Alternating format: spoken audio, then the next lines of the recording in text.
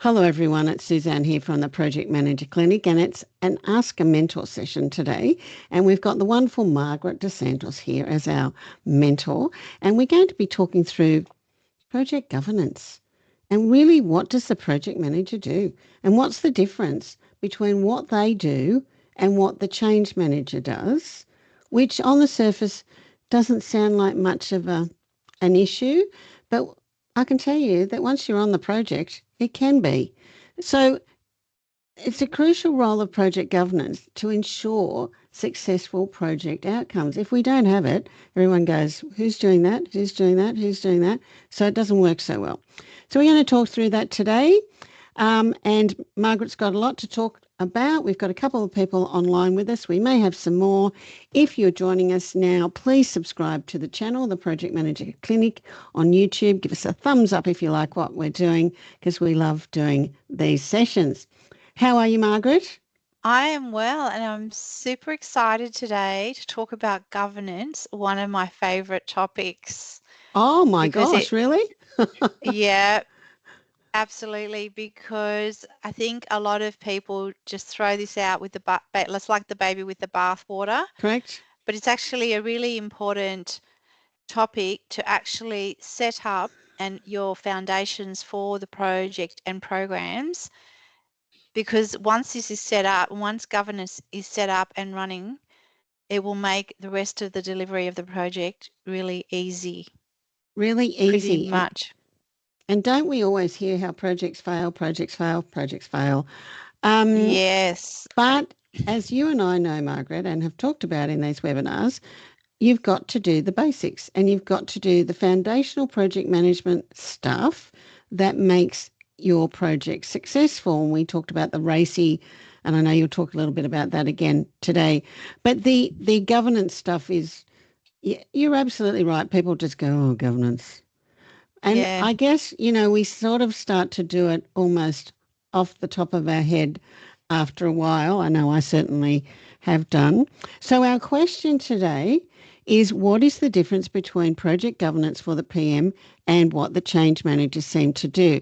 As a project manager, how do I deal with change managers trying to do my work? Oh, okay.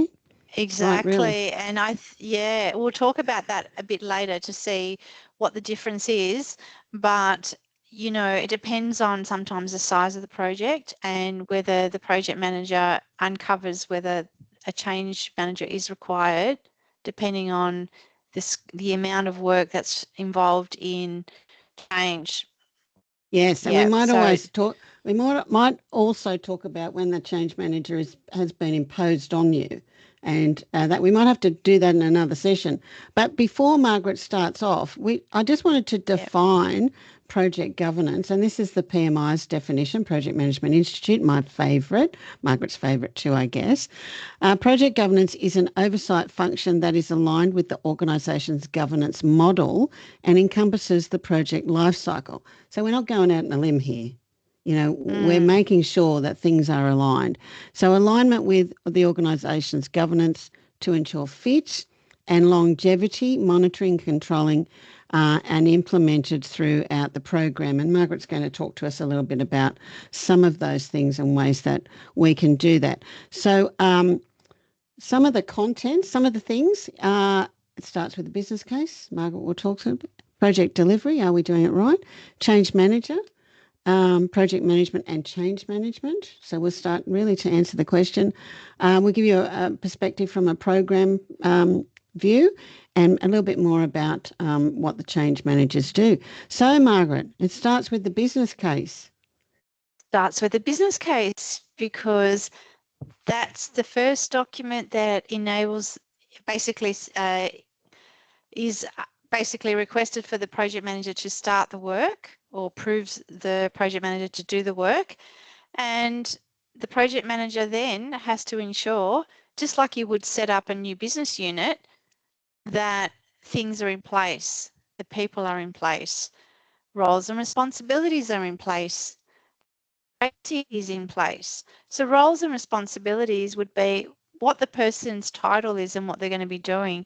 The RACI is whether they're going to be a particular piece of work, whether they're work, whether they're consulted for the piece of work or whether they're informed. Consultant is a two-way communication, and informed is a push communication where information is shared and cascaded down. So that's the difference. But and you've also got the reporting, just like the business case is like a contract for the project manager to start and commence the work, then that's when the structure gets set up.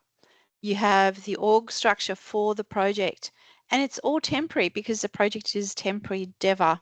So once that structure is set up and the roles are, you know, in the project team, and then you have the structure where the roles report to the project manager and the project manager reports to the steering committee or the program manager, depending on whether it's a program or not. Yeah.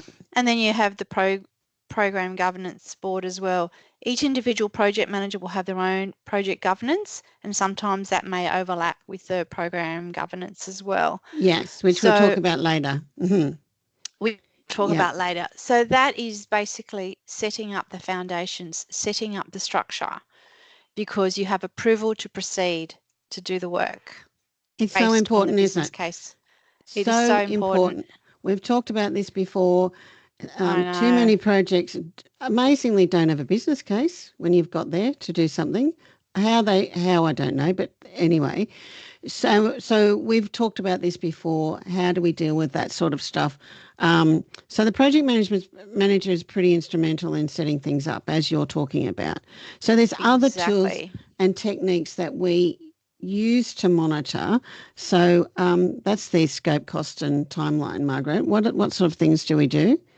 So then, in order to protect and manage the business case work, you need to ensure that you've got other tools and techniques to protect that piece of work. And the tools and techniques are that you might have a Gantt chart, so you've got all the tasks, all the people relating to do the work, and any dependencies that are in that. You have for the cost. Yep. And you are actually providing a status report to your team, to the steering committee, and to the program manager if there is a program. And you are ensuring that risks, issues are monitored, dependencies are highlighted, and any assumptions are made depending on if you have an assumption. So you might have resourcing, and the assumption is that they work a certain amount of hours a day, for example, at a certain rate, and that's an assumption. And decisions and also decisions, and you might have all of that in one register. And then you have for example, a monthly steering committee pack if the steering committee want to meet monthly, or they may want to meet more regularly. And obviously your working group meetings, and those ones you'd be working with the team members and ensuring that things are on track. Things are highlighted if people are doing the work, whether they're finishing the work, and that way you're obtaining the status, and you're able to then disseminate the information in your status reporting. Now, all of that is meant to ensure that you're protecting the business case. Yes, and exactly. And if there's any changes, which I haven't actually had it, I've put in this PowerPoint, but there's another thing that we can add in here, which is change control. True. And in some organisations, there is so much change control. Yeah. When you have a change control, you are basically changing your contractual agreement, that is the business case, and any change. So whether it be you need more money, it means that, for example, extra work's being done, so the scope's changed, the timeline's changed. So it is actually, you have to actually outline all of the changes. It's like an amendment to a contract. It is. And look, and as you're saying, as you're reading through all of this, people could be thinking, oh yeah, that's just project management stuff. I've heard all of those things before: business case, RACI, status reporting, blah blah blah. But who does all of these things, right? Is it just assumed? We're sitting here it's all assumed that the project manager's doing it. But not always does the project manager have that really clear. And some other person may come in from the side, or somebody else is doing something else. The steering committee doesn't know when they're going to meet and when they're not going to meet.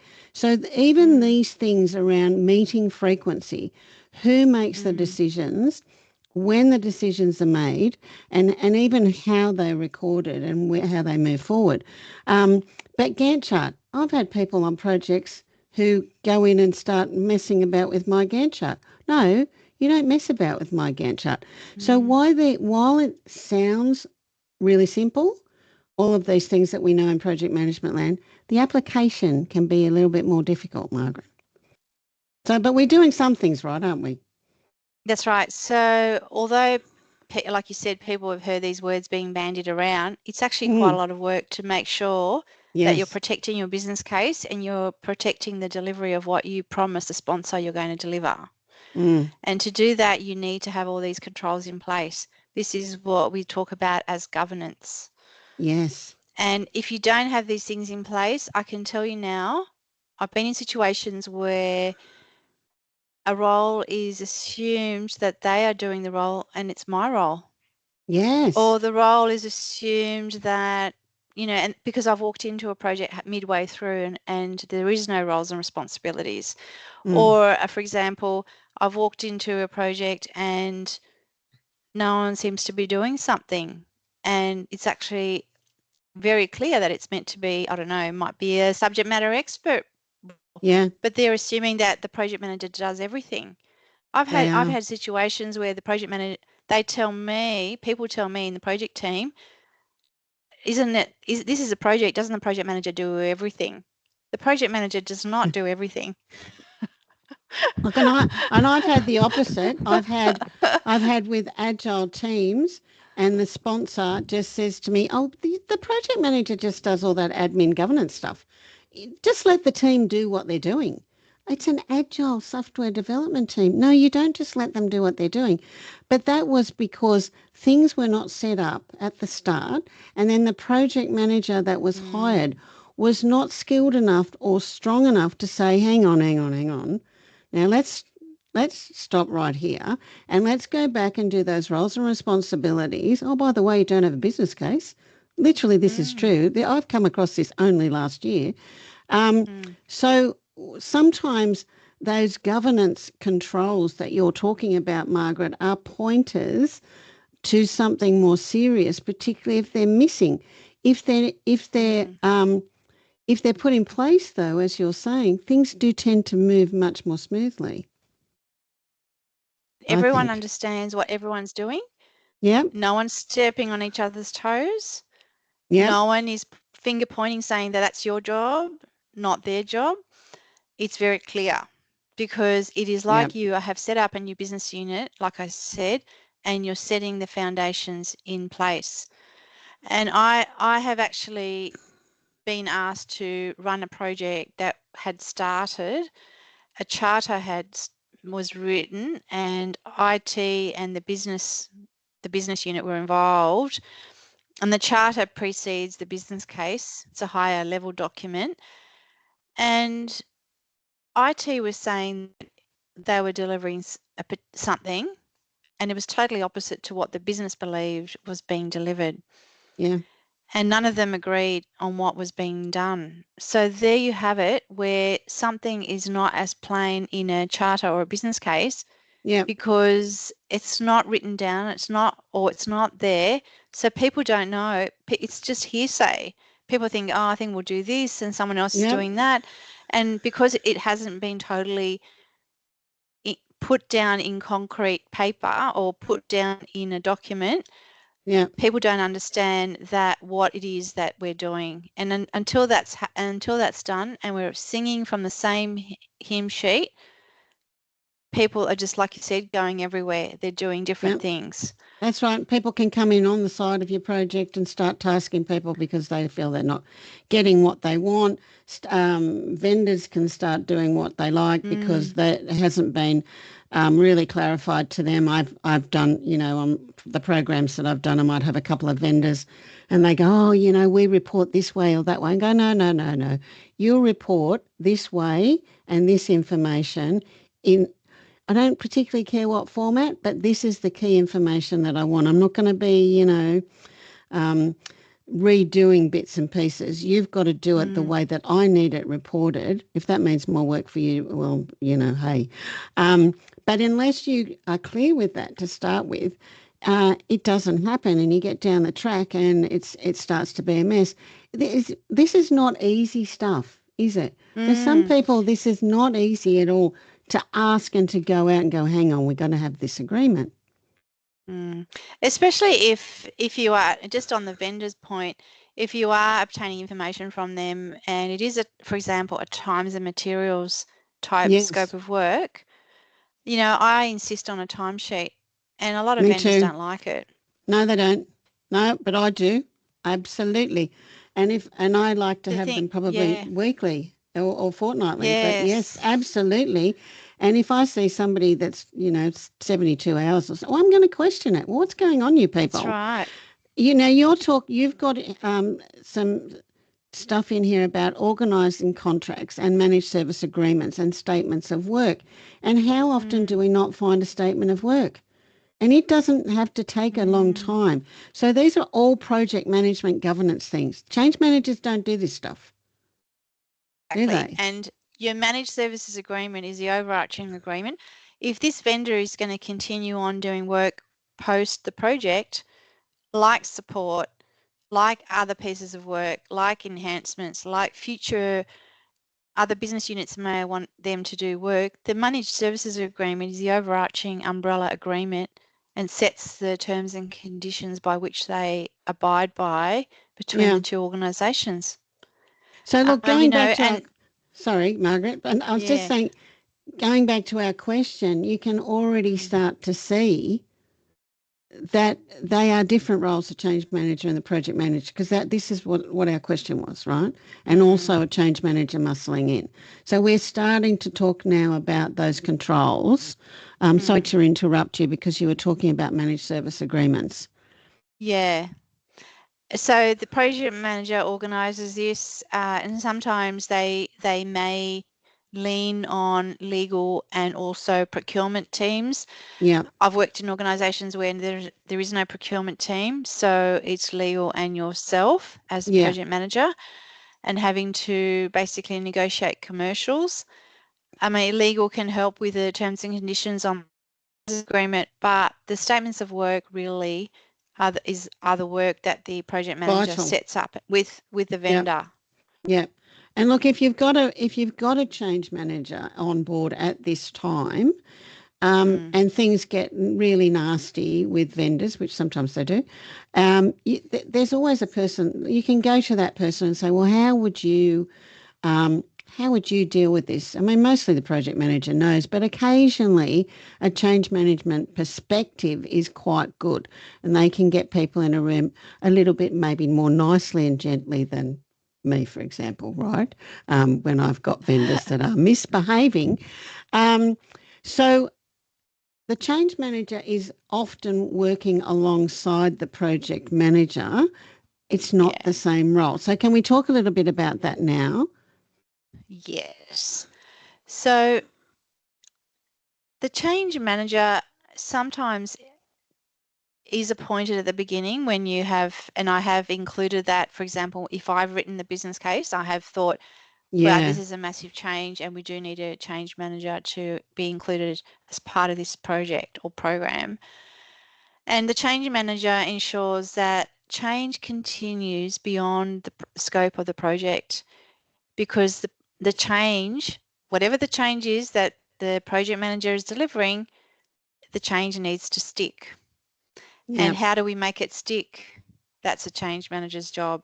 They need to yeah, ensure that the change is embedded in the organisation. So whether it's roles and responsibilities that are changing for people, whether it's a new software and they need to change the way they do their work, whether it's we're going, and I've done this before, whether it's manual spreadsheets and now we're not doing that anymore. We're Yeah, actually putting everything on a system. So there has to be training and training manuals and communication about when the training is going to happen, and recorded videos because people can't always join on those, training sessions. true. And so some of those things, and sometimes the change manager has to fly around the country because it's Australia-wide, or it's countrywide, and Yeah, they need to make sure that change is embedded within the different offices of the company. And sometimes a change manager, it might be a lot of work that the change manager has to do. They have to appoint change agents. And change agents are generally medium, managers in the organisation that sit within the people, and people talk. So the yeah, change agents generally find out what people are thinking. And so then when that information goes back to the change manager can then decide, how do we disperse these rumours? How do we change the way that people are thinking? How do we encourage people yeah, to use this new way of working, to use this new software? How do we help people to understand that this is actually better than what they were doing before? Because people yeah. generally hate change. They So it's do about, hate change. yeah, You know what you said, that they make sure, the change manager makes sure that the change continues. I think that's a really important mm, delineation between what the project manager does, where we're all about delivery, um, mm, to get it to that BAU or go live or whatever it is, but the change managers managing the change past that point quite often, or making sure mm, it sticks. So that adoption part, I think we talked about that in another session as well. Um, mm. so I mean, I've sort of always had a slightly different way of working, I guess, because of the program. We'll talk about that in a second. Um, but I think we're starting to understand that it is complementary. That there's not a duplication of roles, although sometimes the project manager has to manage the change as well to some degree. And just on that as well, I think when the project manager is also dealing with the vendor doing the statements of work, normally what the project manager will do is also organise support, especially if the support is coming from the vendor. That's also contractual, and that then goes beyond also the project delivery date, but it's handed off to your, for example, support team that takes calls from people to Yeah, say, hey, I can't log into a system, or there's something wrong. Then it may go to the vendor to deal with if it's a bigger problem than just, for example. yeah, But that would be for the project manager to ensure that that continues. But in terms of, it's really, the change manager is really about making sure change sticks with people. yeah. And which is not an easy Yeah. job by any means. We're not saying that No. by any means. But also in the question, it sort of said, well, how do I stop this change manager from sort of sticking their nose into my business? So maybe we can talk a little bit about that in a second. But before we do, again, people, if you're watching on the YouTube channel, please subscribe to the channel, give us a thumbs up. And I'm just going to quickly ask Rod and Frederick, if you have a question, just put your hand up or write it in the chat just so that we can make sure that we address it. Okay, Margaret, Yeah. um, Yeah. let's go. So, as you mentioned then, Suzanne, and I'll continue that story, project management and change management is complementary. Yeah. It's not conflicting, and it's certainly not competitive. Okay, they work together as Mm. it's almost like a husband and wife. Yeah, good It's point. complementary. Yeah, yeah, complimentary, not Or adversarial. it's like a marriage, you know. Yeah, yeah, It's yeah, complementary. So and project managers ensure delivery. They set up the governance. They protect the framework. They protect the business case. They ensure that the decisions, risks and controls are in place and they're monitoring those to make sure it's okay. Change managers, as we said, ensure and drive business adoption. They make sure that the change will stick beyond the delivery of the project. And as we said, both roles are complementary rather than or competitive, and PMs partner with change to support the people side. Yeah. So it's all supportive. It's not competitive or, vindictive or stepping on people's toes. There is a side where the project manager is communicating, they're writing status reports. Yeah. But the change manager is communicating to all the other stakeholders Yeah. beyond the project team. They're communicating to the people that will affect the change. I see the project team as a wedding party. It's a wedding, and change managers are going to ensure that the marriage is going to continue to work. Yeah. And look, if there's something wrong, as is in this question, alluded to in this question, how do I stop this person, sticking their nose in, sort of thing?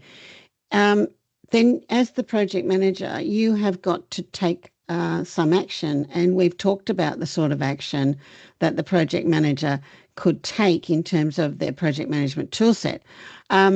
If the change manager has been not forced on you, but they're out there and you've been told that you've got to work with them.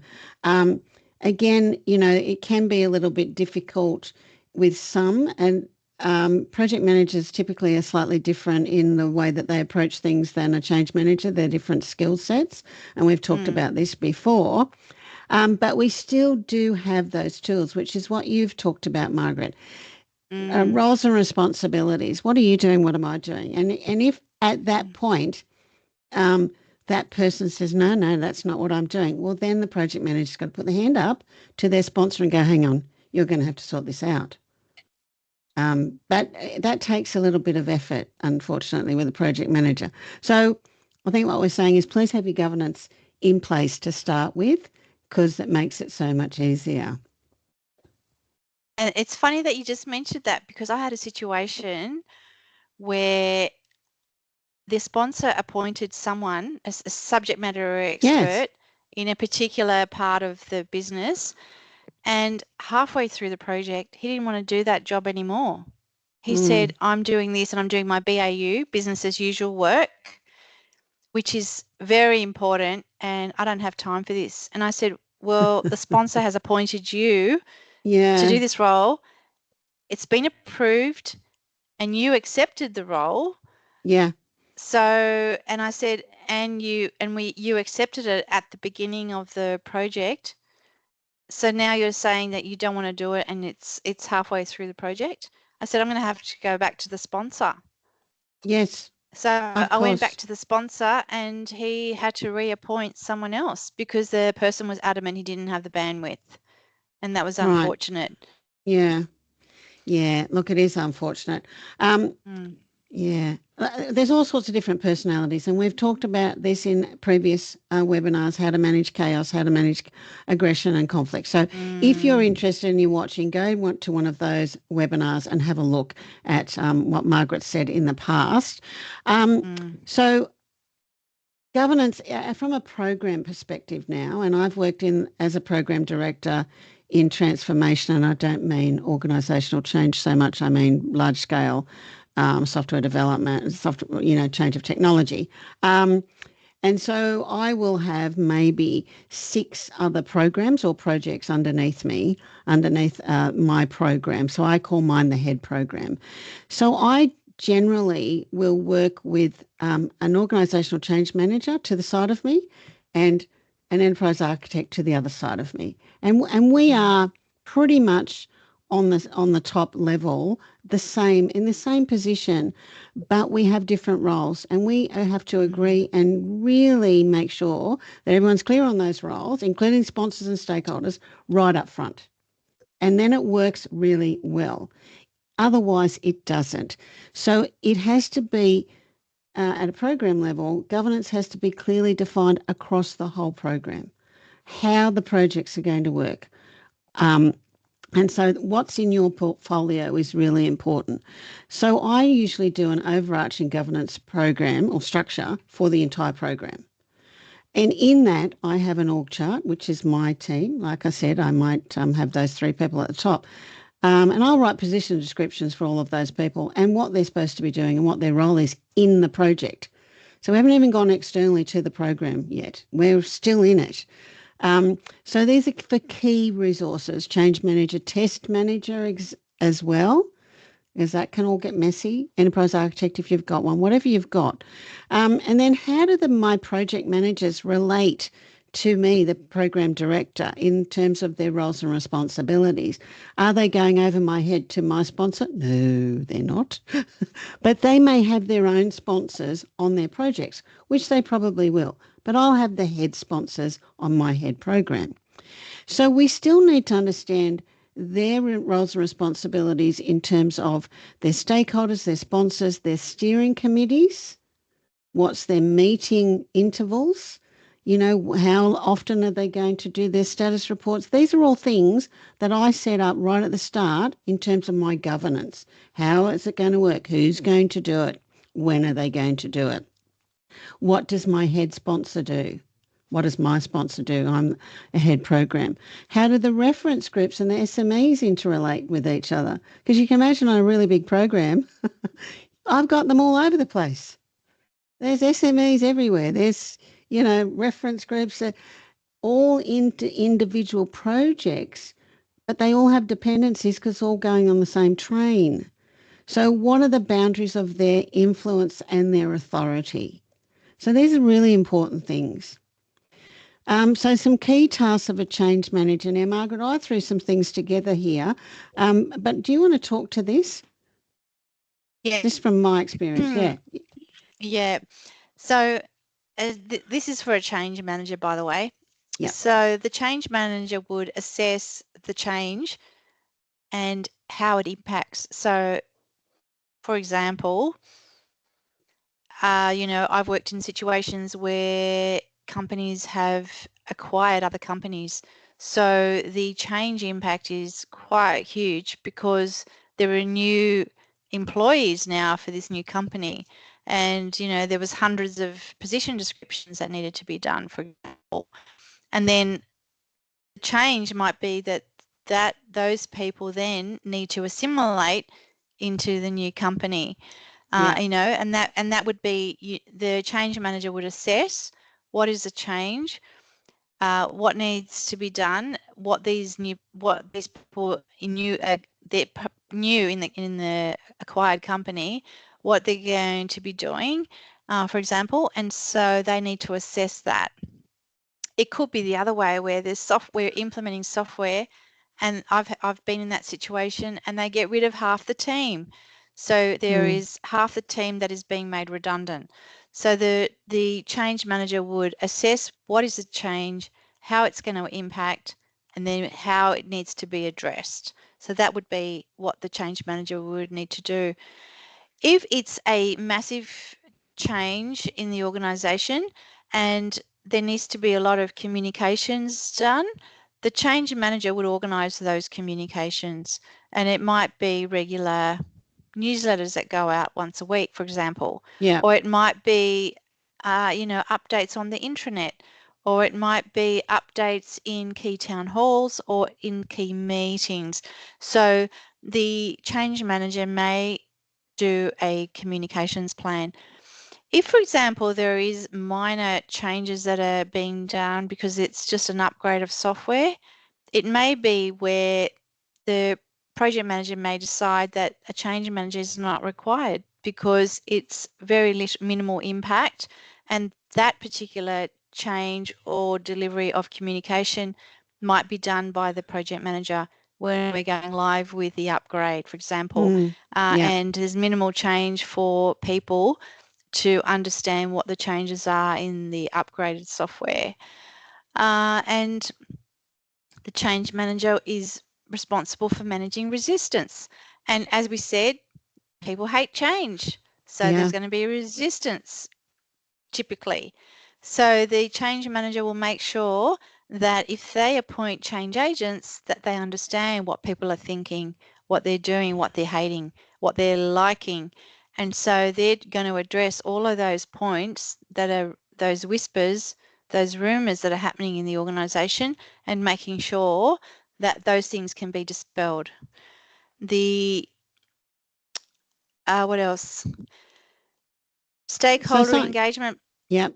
Sorry. Go on. So the org change plan, you know, some people, if it's a large cross organisation, there may be an organisational change person already out there doing work, which sometimes happens with what I do.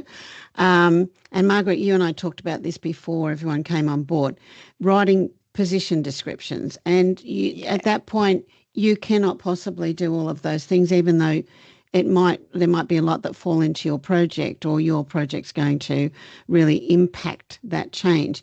We have to work with the HR department or the change managers or whatever we need to. Sometimes it's a recruiter we have to work with to get that done. So that's just another part of what the project manager doesn't have to do everything like you said, but we have to make sure everything gets done. That's right. But the change manager, you know, this might be in their wheelhouse. Yes. That they have to make sure that the position descriptions are done for, you know, if, you know, 50% of the jobs get made redundant and maybe it's the same sort of work needs to be reallocated within the existing people, but their positions might change. So the position descriptions might need to be rewritten. Or if a company acquires another company, suddenly there's more employees in the company, they need new position descriptions for the company that has acquired them. Or redundancies. Yeah, redundancies. So project managers out there, let me tell you that sometimes in transformation you get redundancies and your head is on the chopping block and you've got to manage through that with HR, with the organisation's executive, and also with your organisational change manager. And you may have a comms person on your project, which has been my experience before. But you're still leading that. You've still got to make sure it gets done. That's right. And the change manager may decide, you know, how they're going to engage people to help make the decisions. And it might be that they do surveys, that they have roundtable discussions. And so the change manager may decide to have a stakeholder engagement plan in terms of how they're going to engage all these people and all the change in the organisation that's going to basically have to occur in the organisation. Yeah. And if there is training required, the change manager would be responsible for organising the training plan. And like I said, they may decide to have recorded sessions or they might decide to have online webinars or actually face-to-face training sessions. I've had that as well, where you have computers set up in a room and everyone's doing the same thing at the same time so that they can train you know, at the same time. So that's another way of doing it. So the change manager would organise that and making sure that the technical delivery from say, for example, the project manager has delivered the technical side, that it's consistent with what the change manager is delivering. So the change manager and the project manager really are complementary. They do need to work together to make sure that happens. Yeah, exactly. And I think we've sort of talked about this now, so that if you go back to the question, they are different roles. And Margaret's talked about that. You know, the project manager delivers, the change manager is responsible for making sure that the change sticks. If you've got someone that's sticking their beak in where it shouldn't be, or you have a sponsor who's wanting you to have this change manager for whatever reason, you do have some tools that you can utilise, and we've gone through those hopefully today. I'm going to start wrapping up now, but are there any questions? Frederick, yeah, no? Yes, he's got his hand up. Yeah, I've got a quick one. So taking it back to a business case, I mean, we all agree that there should be a business case. But what do you do when you don't have a business case, but you are told that the project needs to go ahead? Oh. Oh, well, I would start with, how much money do I get? And then what's the project? What am I implementing? Because if it's a new system or if it's, an upgrade, I mean, you do have to have some sort of money to be able to either hire people, like you might have to hire a tester or you might have to hire a business analyst. Yeah. I mean, they're the basics to They're be the able basics. to. You've got to have a mandate, haven't you, to go forward? Yeah. And Frederick, like I said to start with, this happens much more than you would think. It really does, sadly. And also, I've been on a project, I wasn't the project manager, thankfully, that had already been going for 12 months, no scope written down. It still wasn't agreed. So as for the business case, did not exist. So what I do in those situations is I do something I call a project brief or a concept brief. So I sit with people and go, okay, what do you want? What are you thinking? And just on one page, it's what are we doing? Very basically, what are our key outcomes? We don't even have to at that point worry about the deliverables. How much money have we got? What resources do we think we're going to have? What do we think the risks are? And pretty much that starts to rebuild a business case, but often we don't have time to rebuild it in its completion. So this concept brief allows us to grab all the stuff. It's a bit like Margaret was talking about before, the statement of work. What are we actually doing? But if you don't have that agreement of what you're actually doing, it's very hard to then write, well, this is what we're doing. So I found that works really easily. But again, the project manager has to take the initiative. Change manager's not going to do it. They might say to people, we need to get in here and we need to feel good about it and, all of that sort of stuff, and we'll communicate. But the project manager ultimately has to do it. You have to take charge. You have to do something about it. Yeah, and I totally 100% agree with Susanne. Which is what happened when I was running a project where there was nothing written down, or one team thought it was something and another team thought it was something else, and that's when I redid a charter. I started from the scratch. Yes. Charter's a bit more work than a brief. A brief is very, it's more high level and it's probably a lot quicker to actually write. And then what I would do was I would take that brief and I would include it in a steering committee pack and make sure that it's approved at the steering committee and decision has been made to agree that this is the scope of work. Yeah. These are the people that are working on it. This is how much money I've got and this is when we're going to deliver it. So It's all agreed. It's making that move, picking out of your toolkit as a project manager the correct tools or the most effective tools, and then using your technique to apply them. And we're going to talk in another week or two about the creativity in project management. And so that's a webinar that's coming. I think that's maybe on the 18th, I think, of September. So we're seen often like as project managers as someone, that's pretty boring and pretty staid. But we have to be quite creative. Frederick, that question that you asked, we've got to be creative. Like, what are we going to do? How are we going to do this? But we are fortunate we've got a lot of tools at our disposal. So I think we've established there is an absolute need for clear governance. And that is really needed to resolve any disparity or issues between the role of the project manager and the change manager. And as we're working through our roles and responsibility, and our RACI, our favourite, is the RACI, Margaret, it brings a lot of things out in the wash. So they're fantastic tools, really, to use. Yeah. So unless there's That's any more questions. That's a great question, Frederick. Yeah, it was a great question because it does happen. Sadly. Yeah. Sadly, it happens. It was a great question. Thanks for answering it. Rod, did you have anything you want to add or ask? Okay, perfect. So thanks everyone for joining us today. It's been an absolute pleasure. We love doing this, and Thank you so much to Margaret for putting this together. I really appreciate it. She's fantastic as a mentor. Again, subscribe to the channel, go to the website, and I've just managed to get on the website and ask the mentor section. So if you have a question, you can send it through that mechanism, and that will be in the YouTube description. So you will have that. You'll also be able to contact Margaret and myself as well, and that'll also be in the description how to do that. So apart from that, have a great project day, everyone. Bye for now. Suzanne. Thank you, Margaret. Thank you very much. Thank you. Bye. Thanks.